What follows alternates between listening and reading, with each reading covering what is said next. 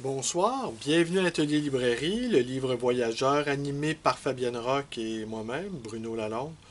Nous sommes à Montréal le 5 octobre 2022. Ah, encore une autre journée très, très, très occupée.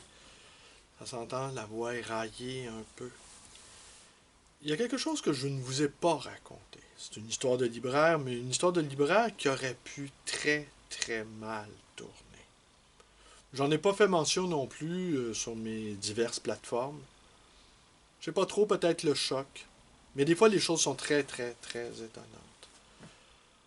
Au printemps 2019, j'étais à la librairie en train de travailler. Nous étions en début d'après-midi. Lorsque un itinérant, un sans domicile fixe, vous allez me dire, oui, euh, oui, comment j'ai fait pour reconnaître un sans domicile fixe? On les reconnaît aisément, n'est-ce pas? D'origine maghrébine,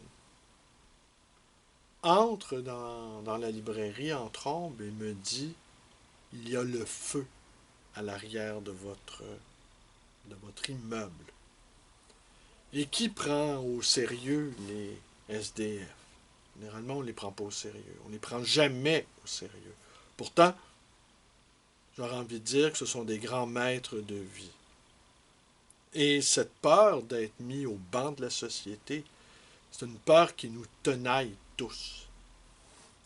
Alors, j'ai opiné de la tête, je lui ai dit, ouais, bon, d'accord. Et je n'ai pas bronché. Mais n'eût été de son obstination, car il est revenu une deuxième fois, quelques minutes plus tard. Et là, il m'a dit, écoutez, c'est vraiment sérieux. Il y a de la fumée qui se trace son chemin. Il n'a pas dit ça, mais vous entendez l'idée. Il y a de la fumée derrière votre immeuble. Et là, après une deuxième fois, j'ai jugé sans doute que la menace était réelle et je suis sorti sur le trottoir et j'ai vu cette fumée dense, noire, qui semblait provenir de l'arrière de notre immeuble, dans lequel loge la librairie, dans lequel nous logeons également à l'étage supérieur. Alors je me suis empressé d'aller voir et qu'est-ce que j'ai vu? J'ai vu notre terrasse en train de commencer à flamber. Et vraiment, j'ai été pris de panique. Et les voisins, j'ai demandé de l'aide des voisins pour acheminer de l'eau. Alors, j'ai donné un violent coup de pied à la clôture qui était en train de cramer. Et là, quelques-uns des voisins sont venus prêter main forte. En fait, trois voisins sont venus prêter main forte. J'ai avalé une rasade de fumée noire. Entre-temps, évidemment, nous avions appelé les pompiers. C'est une expérience assez traumatisante. Hein? Vous êtes où? Quelle rue? Quelle adresse? Et les pompiers n'ont pas mis de temps à venir. Mais nous avions réussi tout de même non pas à maîtriser l'incendie, mais à faire de telle sorte qu'il ne se propage pas. Et les pompiers ont fait le reste du travail. Et le chef pompier m'a dit que quelques minutes plus tard, 3, 4 minutes, si nous n'avions pas, intervenu aussi rapidement, eh bien 3, 4 minutes plus tard, et c'est tout le bâtiment qui flambait.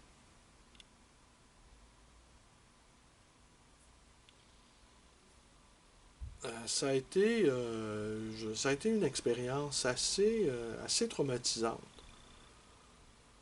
Alors comment tout ça s'était, comment le feu s'était déclaré? Eh ben, c'était le voisin qui fume et qui avait éteint sa cigarette dans un pot, dans un, dans un pot de terre où il y avait des plantes, mais desséchées.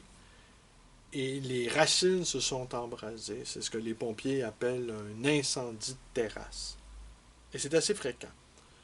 Alors, le voisin, évidemment, ce qui est assez sympathique, c'est que le voisin, pendant que nous nous affairions à éteindre ce sinistre, eh bien, lui, il est resté terré chez lui.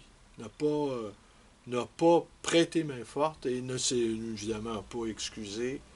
Et même dans les jours et les semaines qui ont suivi, quand il me croisait, faisait semblant de ne pas me voir.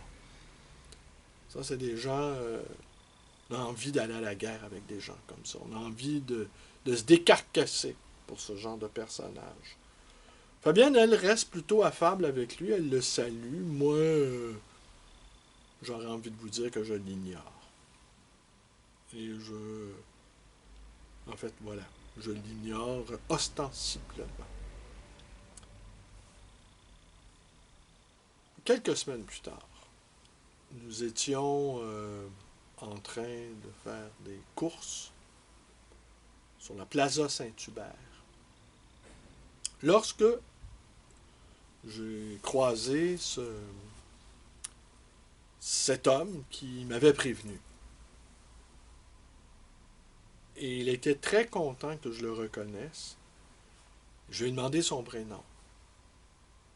Adèle, qui veut dire le messager. Hein? Et Adèle, m'a demandé... en fait, non, je pense que c'est moi qui lui a offert un peu d'argent. C'est empressé d'accepter.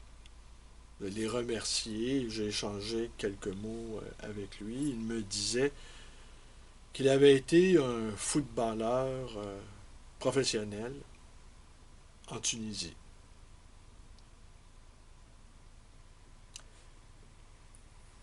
Les semaines, les mois qui ont suivi, Adèle, de temps à autre, venait chercher un peu de sous à la librairie.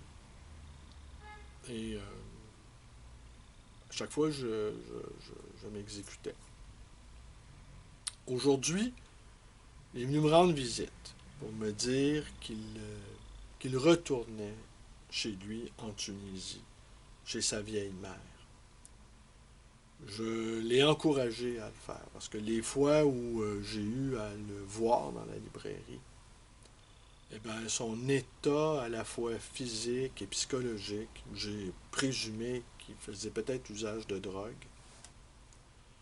était épouvantable. Et il me disait que ça faisait 3 ans qu'il était au Québec et qu'il avait énormément souffert de sa condition.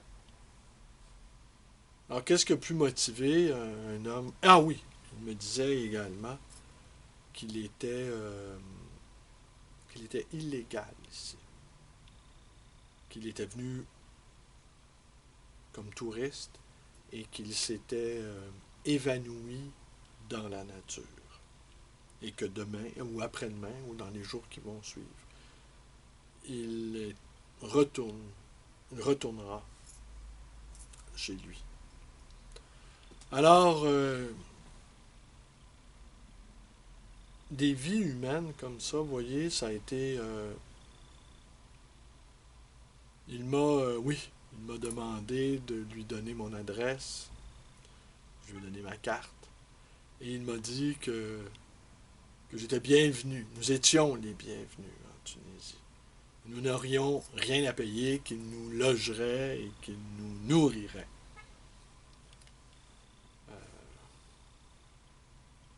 Je ne sais pas si on va le faire. Écoutez, honnêtement, ça m'étonnerait. Mais la vie est tellement surprenante. Et dans ce quartier de Montréal, nord-est de la ville, c'est un quartier où il y a à la fois des gens très très riches, des maisons qui valent quelques millions de dollars, et des immeubles, où logent des gens extrêmement pauvres. Alors la misère la misère la plus grande côtoie l'insolente richesse. Et les uns et les autres se côtoient dans une totale indifférence. Mais cette caractéristique de ce quartier, de cette portion de la ville, le nord-est, c'est qu'il y a beaucoup, c'est un quartier où il y a beaucoup d'immigrants, mais encore plus au nord et encore plus à l'est. Et près du métro, Iberville, on trouve aussi pas mal de sans-domicile fixe appartenant à diverses communautés culturelles.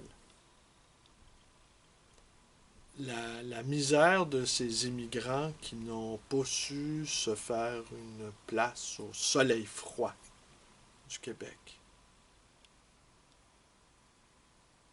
On ne les voit plus, ils sont invisibilisés, asphaltisés, comme disait l'autre.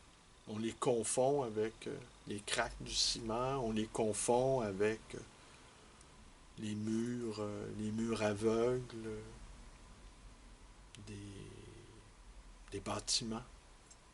On ne les voit plus.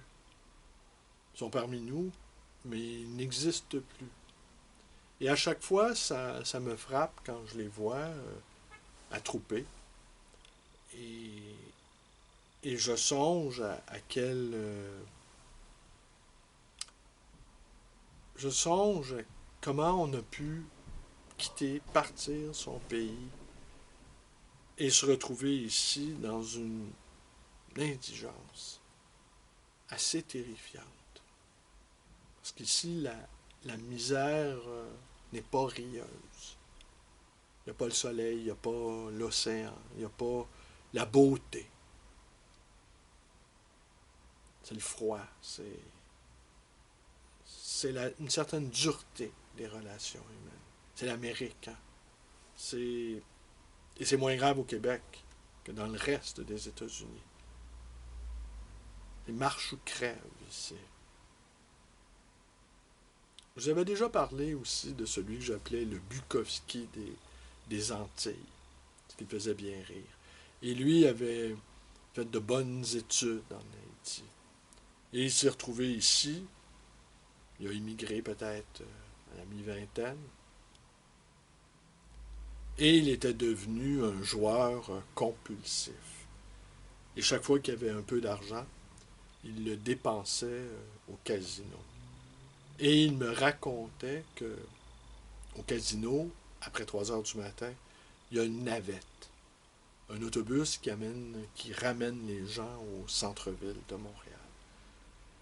Et dans cette navette, le spectacle est épouvantable. Ce sont des joueurs qui ont été lessivés, qui ont tout perdu parfois, ou qui ont perdu des sommes importantes au cours de la nuit. Et dans cette navette, personne ne parle, personne ne se regarde. Chacun est noyé dans sa déception, chacun s'abîme dans une sinistre contemplation en regardant ses chaussures et que l'atmosphère est à couper au couteau. Et cette navette, elle a un nom. Ça s'appelle la navette des perdants.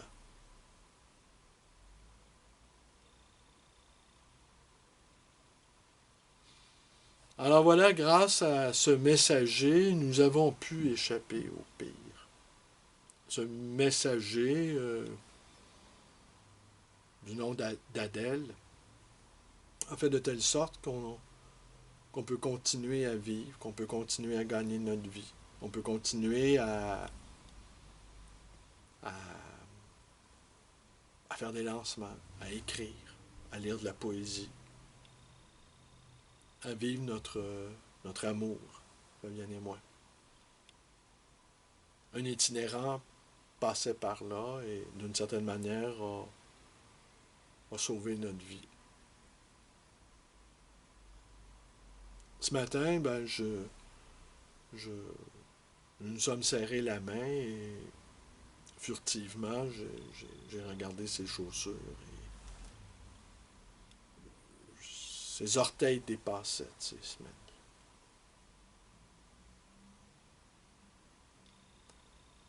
Et je me demandais dans quel état, comment va-t-il retrouver sa Tunisie natale et comment sa mère va, va réagir devant ce fils que la vie aura brisé. Ça ne sera pas fait d'amis ici. Mais alors, aujourd'hui, ben voilà, j'avais envie de partager ça avec vous. Comme quoi, hein, on est tous à une cigarette mal éteinte. On est tous extrêmement fragiles et il suffit de très très peu de choses pour qu'une vie bascule instantanément. Je pense qu'il faut rester humble. C'est le minimum. Il faut rester humble face à la vie. Il faut danser avec elle. La vie, elle fait quand même ce qu'elle veut avec nous. Et sans être superstitieux, je pense qu'il faut la respecter. Il faut la respecter, il faut la célébrer, il faut l'aimer. Faut avoir des obligations envers elle. Ce qui ne veut pas dire qu'elle ne va pas nous malmener. Mais je pense qu'en partant d'avoir un rapport cordial avec la vie, on met peut-être les chances de notre côté. Je vous remercie d'être avec moi. Et je vous dis à demain. Demain, on a une soirée. C'est le Front pour l'indépendance nationale. Je pense que c'est comme ça que ça s'appelle. Avec Éric Martin et Marc-André, le nom m'échappe. Il y aura une causerie. Peut-être c'est la fondation d'un parti politique. Je ne sais trop juste à quoi ça va ressembler, mais je pense qu'on va quand même passer. Non, pas je pense qu'on va quand même. Je sais qu'on va passer une belle soirée. Et les activités de la librairie se poursuivent. Je vous invite aussi, il y a des supplémentaires de la performance de Fabienne. Et il y a 2 dates qui m'apparaissent très importantes. Le 8 octobre et le 10. Il reste quelques places. Quelques places et en fait, pour moi, j'aurais envie de vous dire ces 2 performances-là sont très importantes parce qu'après ça, ça va donner l'élan aux autres supplémentaires. Alors, si jamais l'envie vous prend d'assister à ces 2 performances-là, ben, vous savez comment me joindre. Vous savez, vous pouvez me joindre de toutes les manières. Et Asterias, oui, 666, j'ai toujours reçu le message par email. Je sais pas, ni par Messenger sur ma page Facebook. Ce message-là s'est-il envolé? A-t-il été néantisé? A-t-il rejoint les limbes? Je ne sais trop. Il me presse de le lire, mais il ne m'est pas parvenu. Du moins pour l'instant. À demain.